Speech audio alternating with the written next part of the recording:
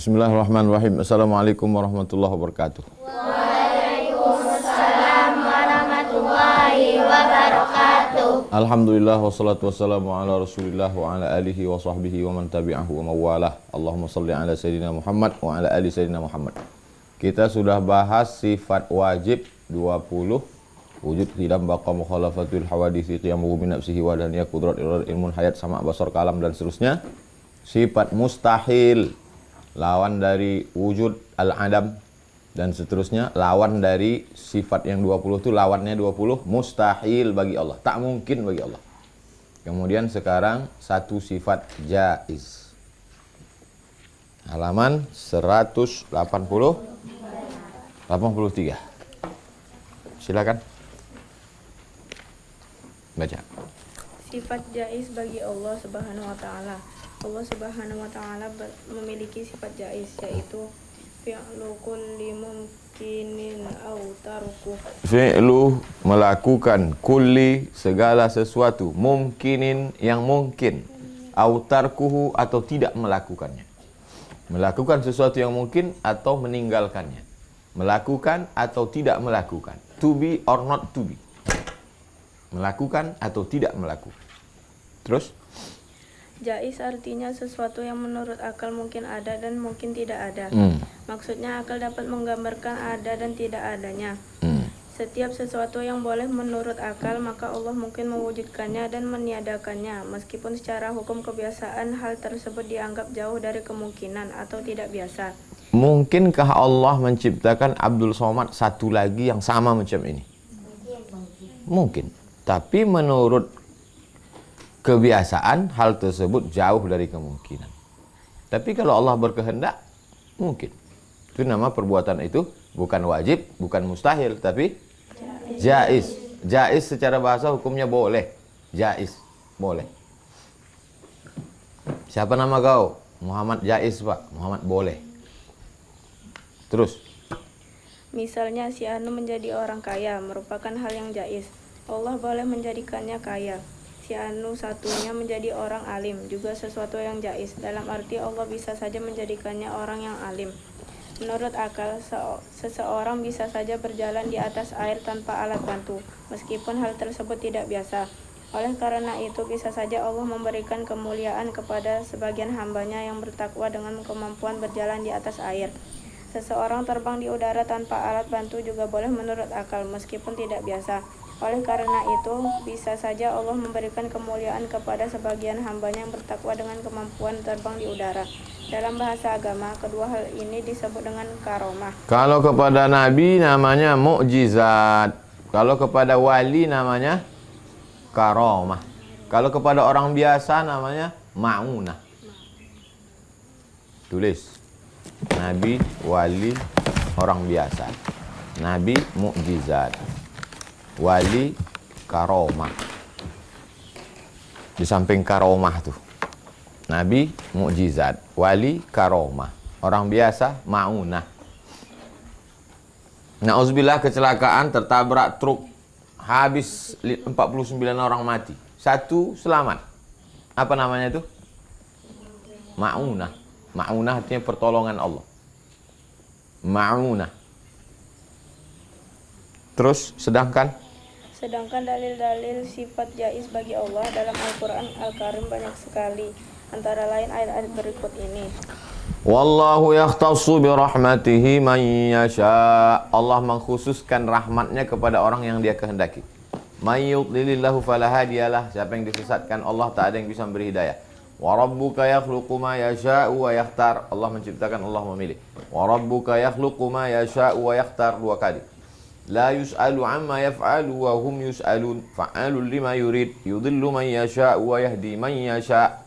Semua perbuatan ini hukumnya jaiz, boleh bagi Allah Taala. Terus 186. Ayat-ayat di atas diantara dalil-dalil sifat jaiz bagi Allah. Tentu masih banyak lagi dalil-dalil yang tidak kami sebutkan di sini. Pertanyaannya sekarang adalah, apa pentingnya membicarakan sifat jaiz bagi Allah dengan akidah dalam Islam? Apa pentingnya? Kita kalau berpikir sesuatu, apa pentingnya? Urgensi kata orang sekarang. Apa pentingnya membahas jais ini? Ini jawabannya. Terus. Pembahasan sifat jais bagi Allah ada hubungannya dengan pendapat Mu'tazilah bahwa sebagian sesuatu yang mungkin itu wajib bagi Allah untuk melakukannya dan tidak boleh meninggalkannya. Demikian ini berbeda dengan Ahlus Sunnah wal Jamaah yang berpendapat bahwa semua hal yang mungkin jais bagi Allah melakukan dan meninggalkannya. Di antara beberapa hal mungkin yang wajib bagi Allah untuk melakukannya menurut Mu'tazilah adalah sebagian berikut. Ada orang sholat, puasa, dimasukkan Allah ke dalam neraka. Apa hukumnya?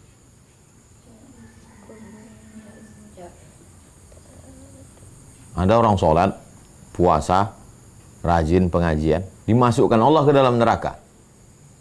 Apa hukumnya? Kalau kata Mu'tazilah wajib, maka datang Ahlus Sunnah membantah. Jais, terserah Allah Ta'ala.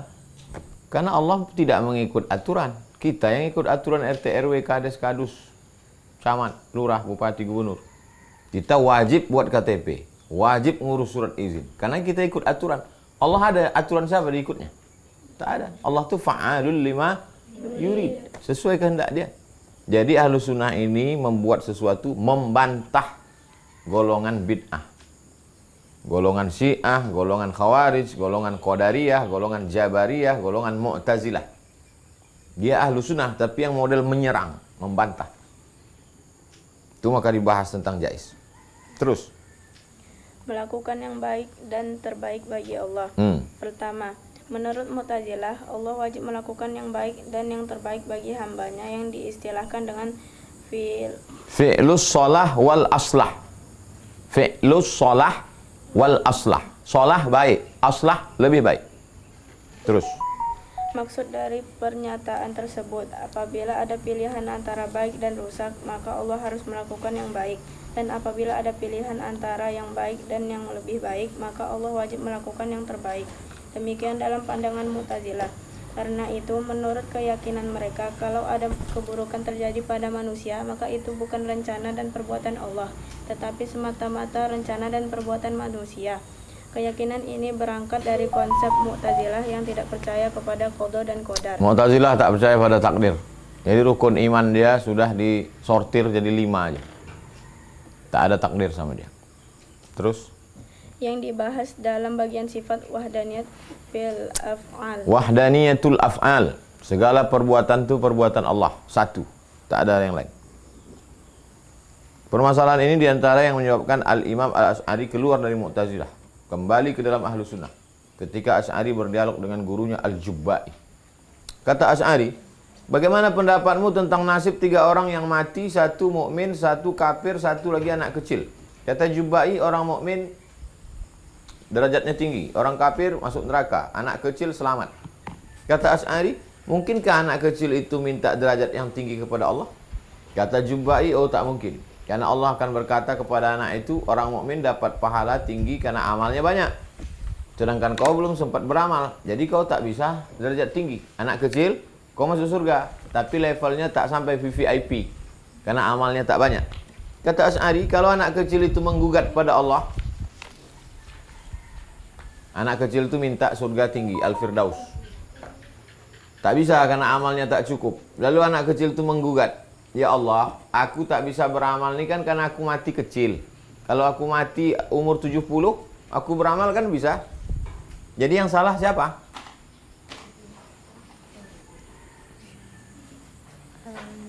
Aku tidak beramal ini kan karena mati kecil. Yang buat dia mati itu siapa? Allah. Kalau umurku panjang aku kan bisa beramal, tahajud, berzikir, hafal Quran. Bisa derajatku tinggi. Digugatnya Allah SWT. Kata Jubba'i, tak bisa. Allah akan menjawab, bukan begitu. Aku telah mengetahui bahwa apabila kamu diberi umur panjang, maka kau akan durhaka, nanti kau akan masuk neraka. Karena itu demi menjaga masa depanmu, kumatikan kau waktu kecil. Anak kecil, kau tak bisa gugat aku. Nanti kalau kupanjangkan umur kau nyabu. Kau pacaran, kau berzina, kau LGBT, kau mabuk, maka waktu kecil ini kumatikan kau. Kata Asy'ari, bagaimana seandainya orang kafir itu pula menggugat Allah? Ya Allah, aku jadi kafir ini kan karena kau panjangkan umurku. Kenapa aku tak kau matikan aja kecil macam si anak kecil ini? Ini dialog dialog tingkat tinggi. Tetapi mengapa engkau tak memperhatikan masa depanku? Mendengar pertanyaan Asy'ari ini, Jubai menghadapi jalan buntu tak mampu memberi jawaban. Jubai akhirnya berkata, Jubai ini gurunya, karena udah tak sanggup dia menjawab pertanyaan muridnya ini. Kau cuma mengacaukan aja, kata dia. Tak sanggup. Kata Asy'ari, aku tak bermaksud merusak keyakinan.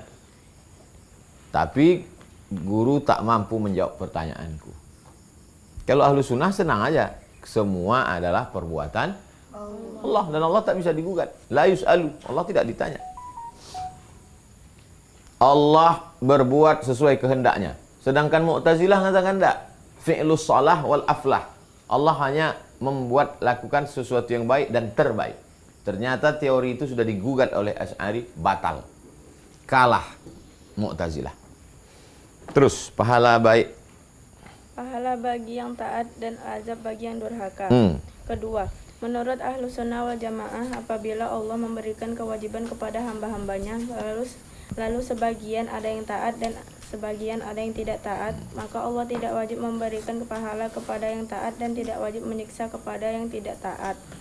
Seandainya Allah menyiksa yang taat, maka menurut akal hal tersebut boleh saja Allah melakukannya. Dengan perlakuan seperti itu, Allah tidak akan dikatakan zalim.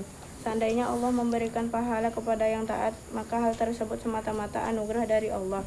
Dan seandainya menyiksa yang tidak taat, maka semata-mata keadilan Allah. Itu menurut ahlu sunnah.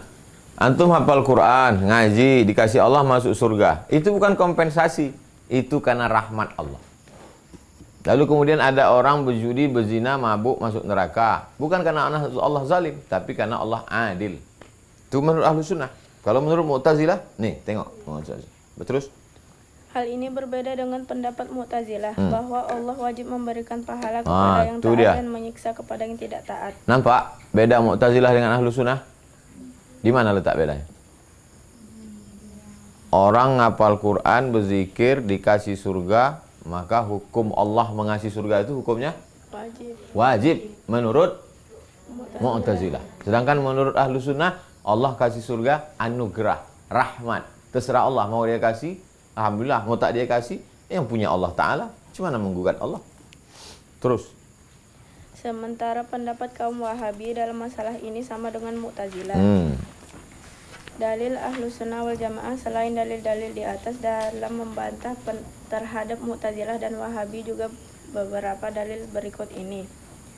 Wala yuzlimu rabbuka ahada Innallaha yaf'alu ma yurid. Dan Tuhanmu tidak menganiaya seorang jua pun. Quran Surat Al-Kahf ayat 49. Al-Kahfi. Sesungguhnya Allah berbuat apa yang dia kehendaki. Quran Surat Al-Hajj ayat 14. Dalam ayat di atas ditegaskan bahwa zalim itu mustahil terjadi kepada Allah. Dalam alam jagat raya dan seluruh isinya adalah milik Allah. Dan Allah boleh melakukan apa saja yang dikehendakinya. Dalam hadis sahih juga disebutkan. Dari Zaid bin Sabit, Rasul berkata, seandainya Allah mengazab penghuni langit dan penghuni bumi, Allah mengazab mereka, maka Allah tak zalim. Allah merahmati mereka, rahmat Allah luas. Seandainya bukit Uhud atau seperti bukit Uhud dirubah jadi emas, lalu kau sedekahkan fisabilillah, Allah tak menerimanya sampai kau beriman kepada takdir. Engkau tahu bahwa apa yang menimpamu bukan karena kekeliruanmu, dan kekeliruanmu tidak mungkin menimpamu. Wa annaka mitta ala ghairi hadza dakhaltan nar. Kalau kau tidak berkeyakinan seperti ini, kau masuk neraka. Apa saja yang menimpamu tak akan luput darimu. Apa saja yang luput darimu tak akan menimpamu. Apa saja yang menimpamu tak akan luput darimu. Apa saja yang luput darimu tak akan menimpamu. Ungkapan itu maksudnya percaya kepada takdir. Kalau tak meyakini seperti ini, masuk neraka. Hadis sahih di atas sangat jelas menjadi dalil ahlu sunnah bahwa apabila pahala yang diberikan kepada orang yang taat adalah anugerah, sedangkan azab adalah karena adilnya Allah. Halaman 192. Terus. Di sini perlu dijelaskan bahwa uraian di atas adalah menurut tinjauan hukum akal. Sedangkan menurut hukum syara, Allah tidak akan mengingkari janjinya Innaka la tukhliful. Allah tak ingkar janji. Terus. dengan mengazab orang-orang yang taat. Hal ini mustahil bagi Allah karena termasuk kebodohan. Tetapi bisa jadi Allah tidak melaksanakan ancamannya kepada orang-orang yang berdosa selain kesyirikan dengan memberi ampunan. Karena hal ini sesuai dengan sifat Allah yang Maha Pemurah dan Pemberi anugerah. Terus pindah sebelah. Kewajiban beragama sebelum datangnya syarak. Sebelum datangnya syarak maksudnya sebelum datangnya syariat Islam. Sebelum datangnya Nabi Muhammad SAW. Kewajiban beragama sebelum datangnya syarak. Dalam kurung syarak, tulis samping Islam. Ketiga. Ketiga, menurut ahlu sunnah wal jamaah seandainya hukum syarak atau rasul tidak datang, maka manusia tidak wajib beriman kepada Allah dan tidak wajib menyukuri nikmatnya. Sementara menurut Mu'tazilah, bagi yang berakal wajib beriman kepada Allah dan mensyukuri nikmatnya, karena akal dapat menuntun mereka untuk meyakini adanya Allah dan wajib bersyukur. Al-Sunnah wal Jamaah dalam membantah Mu'tazilah berdalil dengan beberapa ayat dalam Al-Quran. Wa ma kunna mu'azzibina hatta nab'atsa rasula. Kami tidak akan mengazab sampai kami kirim nabi. Nabi Isa ajarannya diselewengkan tahun 324. 324.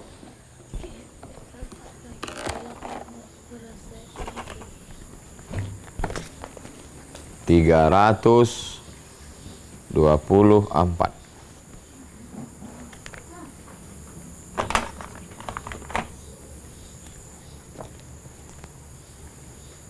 ratus 24. Nabi Muhammad lahir tahun, tak ada yang ingat satu pun. 571. Dari tahun 324 ke 571. Apakah orang itu masuk neraka? Ajaran Nabi sebelumnya sudah yuharrifunal kalima an mawadhihi, rusak. Nabi Muhammadnya belum datang. Nabi lama sudah tak ada, Nabi baru belum datang. Orang yang hidup sementara masa itu, macam mana hukum dia? Itu jawabannya. Surat Al-Isra yang pertama tadi. Wa ma kunna, Al-Isra ayat 15. Kami tidak mengazab sebelum kami mengutus Rasul. Jadi kalau antum ditanya, kalau ada umat, Nabi yang lama sudah tak ada, Nabi yang baru belum datang. Bagaimana status dia? Tidak diazab sampai Rasul dah. Orang ini nama yang hidup di antara tahun ini namanya Ahlul Fatrah. Ahlul tulis karena kalian tak ingat. Kecuali kalian komputer. Ahlul Fatrah. Masa kosong.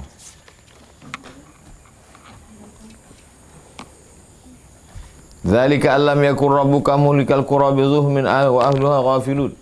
Dan ayat-ayat berikutnya. Semua itu menceritakan sebelum datangnya Nabi.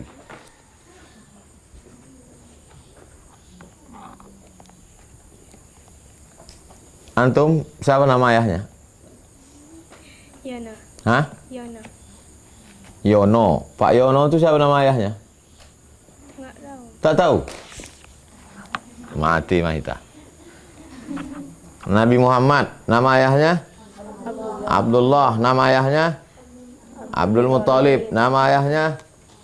Hashim, nama ayahnya? Abdi Manaf, nama ayahnya? Qusay.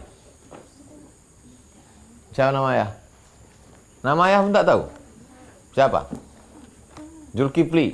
Nama ayah Pak Zulkifli itu? Abdul Karim. Nama ayah Abdul Karim itu?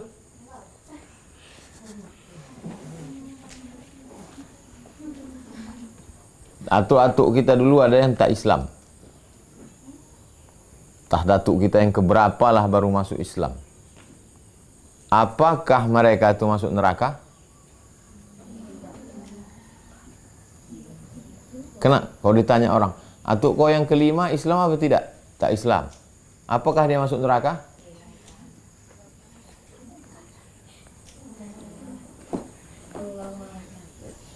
Kita bukan sedang ayat mutasyabihat.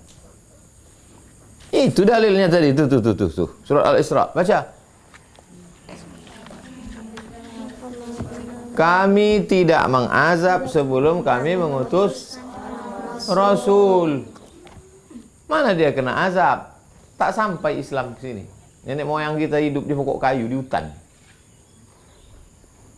Yang sekarang, yang tinggal di suku Anak Dalam, di pedalaman Jambi, yang tinggal di suku Sakai, yang tinggal di suku Akit, tak Islam. Apakah dia kena azab? Hah? Saya ulang lagi. Suku Anak Dalam, suku Akit, suku Laut, mereka sekarang tak mau beragama, tak ada agamanya. Apakah mereka kena azab? Tidak, kata dia. Tapi dia bilang kami tidak mengazab sebelum datang Rasul.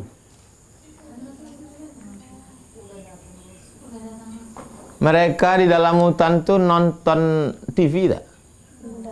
Apa pula tak nonton TV? Saya malam-malam di dalam tuh ada parabola dalam. Dia nonton TV, ada ceramah ustadz dia. Dakwah tuh sampai tak ke dia? Sampai. Di Kutub Utara pergi ustadz. Ada ustadz di Pekanbaru nih. Sampai Kutub Utara. Mobil tak bisa jalan karena minyaknya beku saking kan dingin. Jadi naik apa orang tuh dia di Kutub Utara? Naik anjing. Ditarik sama anjing. Anjing yang tahan. Ada dakwah. Apalagi dalam hutan Riau. Tak ada alasan sekarang menolak dakwah. Yang wa ma kunna mu'azzibina hatta nab'atsa rasula ini zaman dulu. Zaman sekarang tak ada alasan menolak dakwah. Terus. Ayat-ayat di atas memberikan peringatan bahwa Allah tidak akan mengazab kepada orang-orang sebelum datang seorang rasul yang membawa syariat kepada mereka. Berdasarkan ayat-ayat di atas, para ulama Ahlus Sunnah wal Jamaah sepakat bahwa sebelum datangnya seorang rasul, orang yang melakukan kemaksiatan dan kekafiran tidak akan diazab oleh Allah. Berdasarkan ayat-ayat tersebut, para ulama memberikan kesimpulan bahwa kedua orang tua Rasulullah SAW termasuk orang yang selamat di akhirat. Kalau ada nanti antum mendengar ayah Nabi sama mak Nabi masuk neraka, pernah antum dengar pengajian gitu? Tak pernah dengar?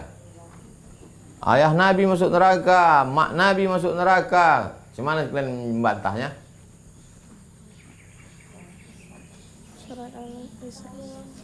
Ada orang berceramah.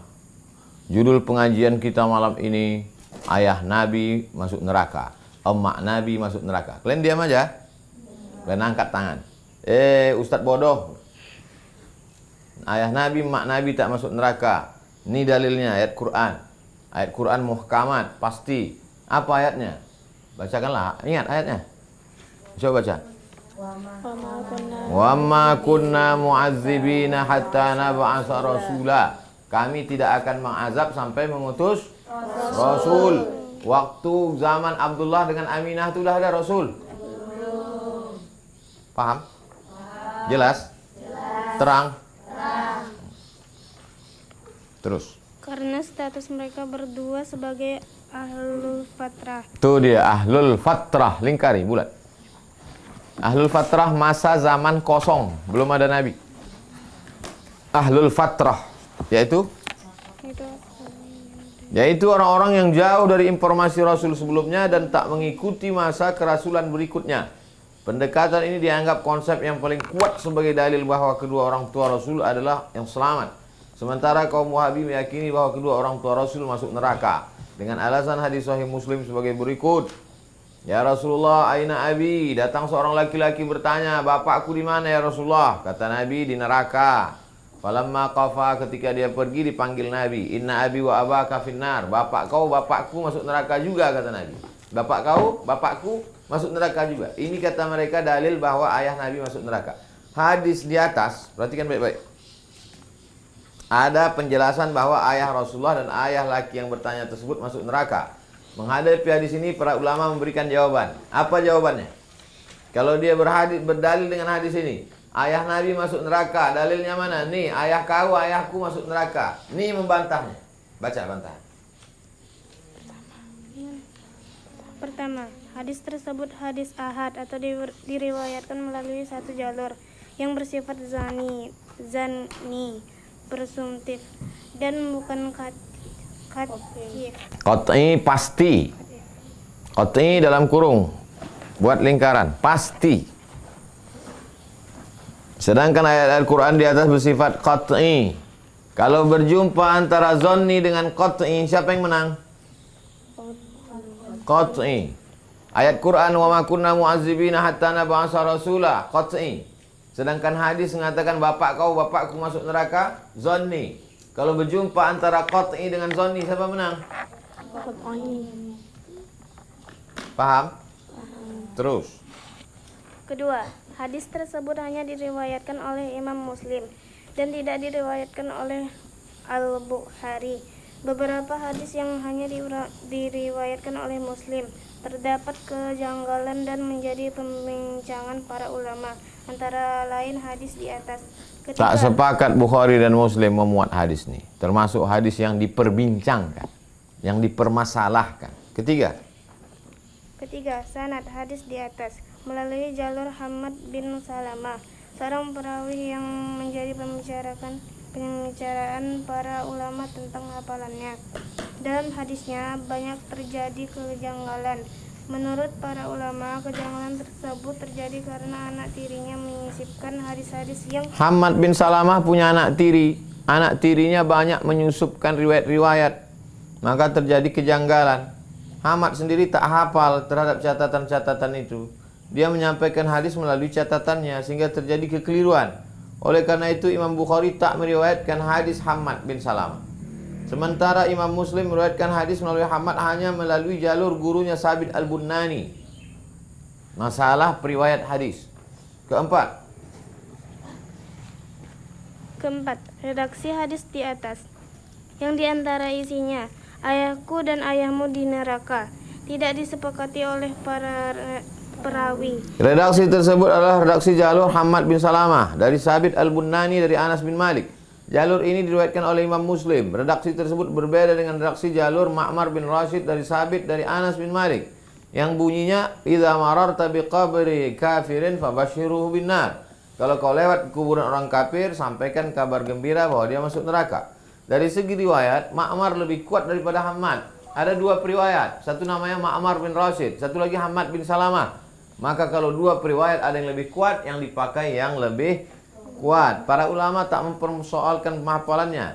Hadisnya juga tak ada yang dianggap janggal dan Al-Bukhari Muslim sepakat tentang masalah. Maka jatuhlah hadis riwayat Hamad, yang diangkat adalah hadis riwayat Ma'mar. Hadis yang melalui jalur Ma'mar diriwayatkan oleh Al-Bazzar, At-Tabrani, Al-Baihaqi dari Sa'ad bin Abi Waqqas. Hadis tersebut juga diriwayatkan oleh Ibnu Majah dari Abdullah bin Umar seperti dalam redaksi hadis Ma'mar. Dari sini akhirnya dapat diketahui bahwa redaksi pertama dalam riwayat Muslim termasuk hasil pengolahan perawi, yaitu Hamad bin Salamah, yang meriwayatkan hadis tersebut dengan maknanya sesuai dengan pemahamannya, sedangkan redaksi asalnya adalah seperti dalam riwayat Ma'mar. Hadis sahih apabila bertentangan dengan dalil-dalil lain yang lebih kuat, maka hadis tersebut harus ditakwil dan mendahulukan dalil-dalil yang lain lebih kuat, sebagaimana dalam usul fikih. Gugur jatuh hadis riwayat Hamad. Apa yang antum tengok ke belakang? Hah?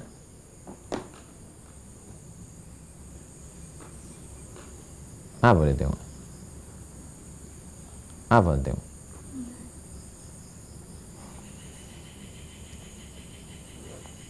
Terutusnya para Sambung, rasul. belakang.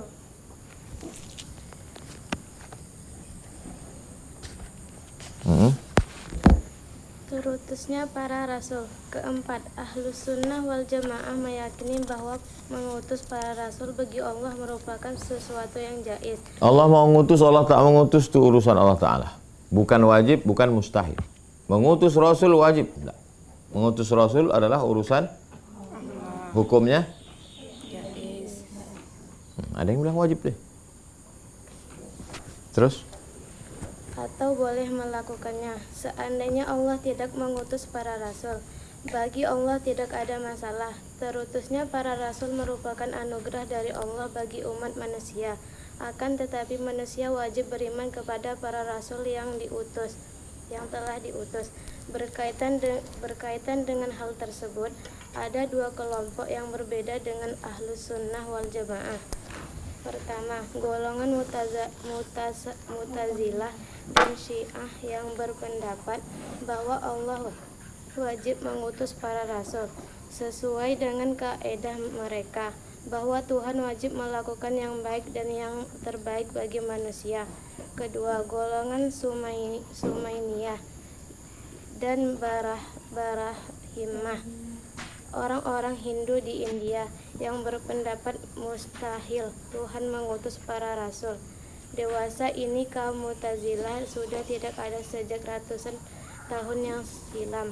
Akan tetapi ideologi dan metodologi mereka diadopsi oleh Zaidiyah dan Syiah Imamiyah. Karena itu dalil-dalil rasional tentang wajibnya mengutus para rasul bagi Allah dijadikan dalil rasional wajibnya mengangkat seorang imam sepeninggalan Nabi Shallallahu Alaihi Wasallam. Di kalangan Syiah Imamiyah belakangan karena dalil-dalil rasional tersebut sangat lemah, Syiah berani pada dalil nas bahwa para imam Syiah telah ditetapkan sebagai imam Allah oleh Rasulullah Shallallahu Alaihi Wasallam, tetapi nas tersebut hanya mengada-ngada. Pindah sebelah. Melihat Allah di akhirat. Di antara akidah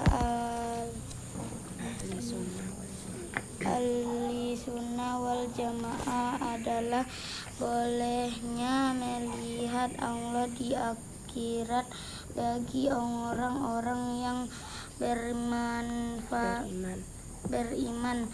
Rasulullah melihatnya di dunia pada malam Isra Mi'raj. Keyakinan tersebut berbeda dengan Mu'tazilah, Syiah Imamiyah dan Ibadiyah yang berpendapat bahwa Allah tak bisa dilihat di akhirat. Ahlus Sunnah meyakini bahwa Allah bisa dilihat di akhirat berdasarkan dalil Quran dan hadis. Pindah sebelah. Ayat pertama. Ayat pertama, Allah SWT berfirman dalam Al-Quran, Wujuhun yawma idzin nadhirah ila rabbiha nadhirah. Ulang.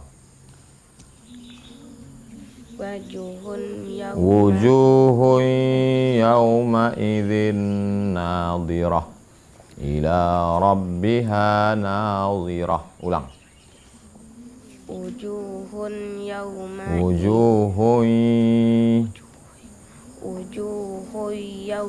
idzin nazirah ila rabbiha nazirah. Wujuhun, wajah, yauma idzin, hari itu, nadhirah, bercahaya, ila rabbiha nadhirah, memandang Allah Ta'ala. Kalau antum ditanya orang, bisa tak menengok Allah di akhirat? Bisa. Apa dalilnya? Bacakan dalil.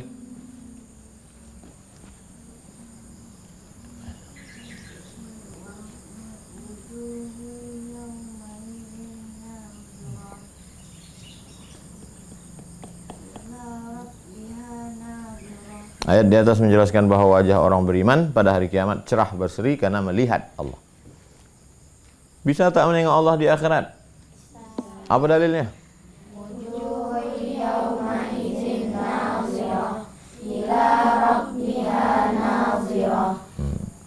Apakah orang yang hidup sebelum Nabi datang itu masuk neraka?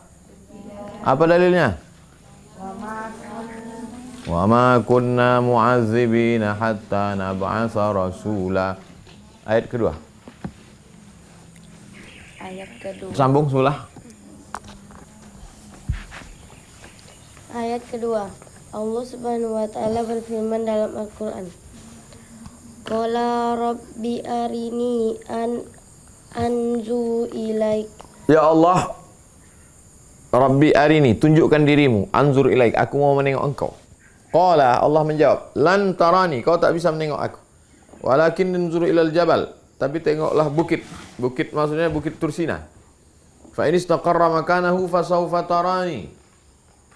Kalau kau lihat bukit, maka lihatlah bukit itu, bukit Tursina. Maka jika ia tetap di tempatnya, niscaya kau dapat melihat aku. Ayat di atas menunjukkan bahwa Allah bisa dilihat dari dua jalan. Pertama, seandainya melihat Allah itu sesuatu yang mustahil, niscaya Nabi Musa tak akan memohon kepada Allah.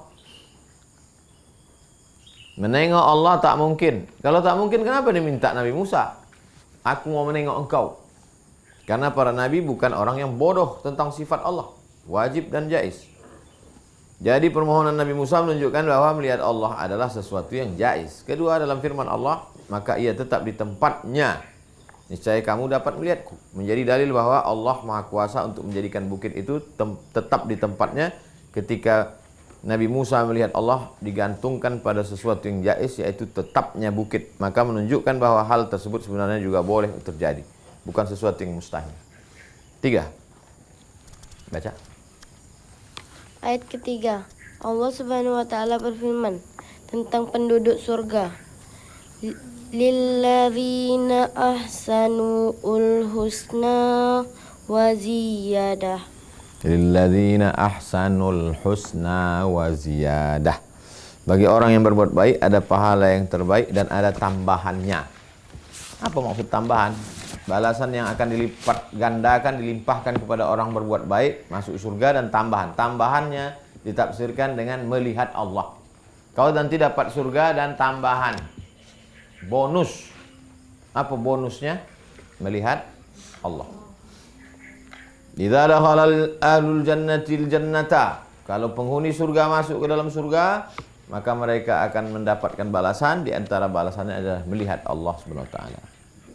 Ayat keempat, halaman 203. Baca sebelah. Ayat keempat. Allah Subhanahu wa taala berfirman dalam Al-Qur'an.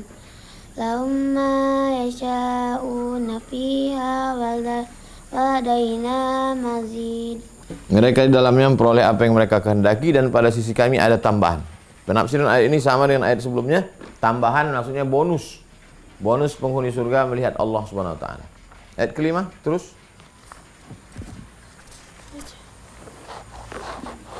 Allah berfirman. Ayat kelima. Allah Subhanahu wa taala berfirman dalam Al-Qur'an. Kalla innahum ar-rabbihim yawma idzil lamahjubun. Sekali-sekali tidak. Sesungguhnya mereka pada hari itu benar-benar tertutup dari rahmat Tuhan mereka. Ayat tersebut menjelaskan tentang azab Allah kepada orang kafir, yaitu tak bisa melihat Allah. Berarti orang beriman dapat melihatnya. Demikian menurut Imam Hasan Basri, Muhammad bin Ka'ab Al-Qurazi, Ibrahim As-Sa'igh, Malik Al-Majishun, Asy-Syafi'i, dan lain-lain. Demikian ayat-ayat Al-Quran yang menunjukkan bahwa orang beriman akan melihat Allah di akhirat. Sedangkan hadis-hadis yang menjelaskan bahwa orang beriman akan melihat Allah di akhirat telah mencapai derajat mutawatir dan diriwayatkan dari jalur 21 orang sahabat. Kalau satu, warib. Kalau dua, aziz. Kalau tiga, masyhur. 4 dan seterusnya, mutawatir. Kalau satu, warib. Kalau dua, aziz. Kalau tiga, masyhur. Kalau 4 dan seterusnya. Sampai 21 sahabat meriwayatkan. Mutawatir. Hadis di atas menunjukkan bahwa orang yang beriman dapat dan akan melihat Allah di akhirat. Sedangkan Mu'tazilah, Syiah, dan Ibadiyah berpendapat bahwa Allah tak bisa ditengok di akhirat. Menggunakan argumentasi rasional. Menurut mereka sesuatu yang dapat dilihat ada kalanya berupa jauhar, ada kalanya berupa jisim atau berupa arat. Sedangkan Allah bukan jauhar, bukan jisim, bukan arat. Jadi mustahil untuk dapat dilihat. Apakah beda jauhar, jisim, dan arat? Jauhar, jisim, arat, pokok kayu, pokok pisang ini apa?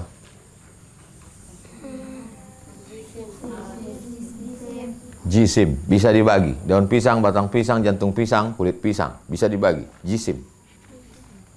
Aradnya apa? Hijau.